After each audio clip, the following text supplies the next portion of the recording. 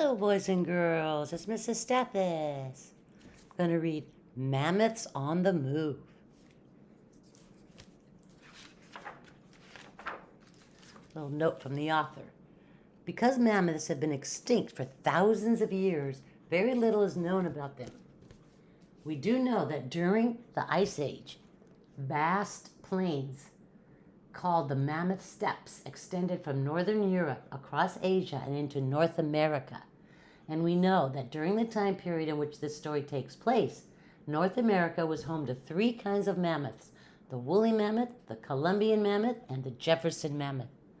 The habits and behaviors of the mammoths in this book are based on the latest scientific research, but in some cases, the only clue as to what mammoths did or how they behaved is their surviving kin, the elephant. For instance, by observing how elephants swim across large bodies of water, we can guess that their cousins, the mammoths, swam in much the same way. Whatever the specifics of mammoths' behavior, we can be certain of one thing: these mighty, majestic creatures will forever provoke curiosity and inspire awe in humankind. 14,000 years ago, the North was mostly ice and snow, but woolly mammoths didn't care. These beasts had comfy coats of hair. Fuzzy, shaggy, snarly, snaggy, wonderful woolly mammoths. They grazed on grass and Arctic moss that grew above the permafrost. In family herds, they liked to dine on tender herbs of summertime.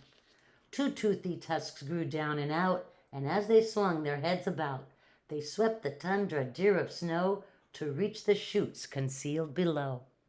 Grinding, gnawing, chewing, chawing, wise and woolly mammoths. Come colder days, those mammoth herds migrated south, just like the birds. Their menu had to be improved, so mammoths packed their trunks and moved. Their feet, like snowshoes, wide and flat, had rough-skin soles designed so that they would not slip on ice and snow. Steady mammoths, time to go. Stepping, stomping, marching, tromping.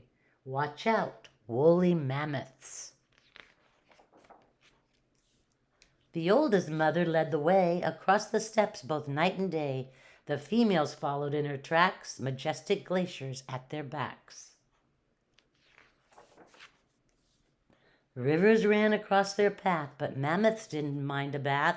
They raised their snorkel trunks up high and swam with noses to the sky. Swimming, pacing, never racing. This way, woolly mammoths. The mammoth's route was fraught with danger, melting ice a hunting stranger. Woolly calves soon learned to fear a saber tooth, a human spear. Each mammoth had to guard her child, for carnivores, both fierce and wild, would prey upon the smaller frail, attacking travelers on the trail.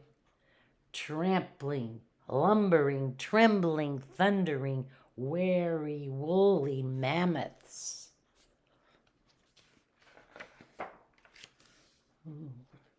If predators came moving in, the cautious mammoth warned her kin by trumpeting a warning call: danger, danger, danger all. When mothers heard that blaring sound, they formed a giant fortress round their little calves to keep them snug and safe within a woolly hug. Big and bulky, huge and hulky, wide and woolly mammoths. Each mammoth male was called a bull. They liked to keep their tummies full. Bulls ate and ate from morn till night. They had a mammoth appetite. Far from the herd, the bulls kept pace. This gave the moms some breathing space from males who liked to strut their stuff to see which one was tough enough. Ooh. Sparring, crashing, butting, clashing, wild and woolly mammoths. The calves, like children, joined in play. Their moms made sure they wouldn't stray. The trek was long, but you can bet no mammoth whined. Are we there yet? Through storms that raged, through blinding snow, the herd moved on, their pace was slow.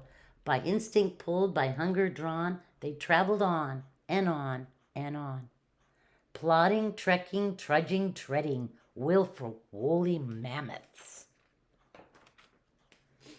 Week by week and day by day, the mammoth family made its way. They reached the south by winter's end, then started heading north again. Massive, hairy, legendary, wonderful woolly mammoths. Thank you, boys and girls. Have a great day. Don't forget to like my page. Bye-bye.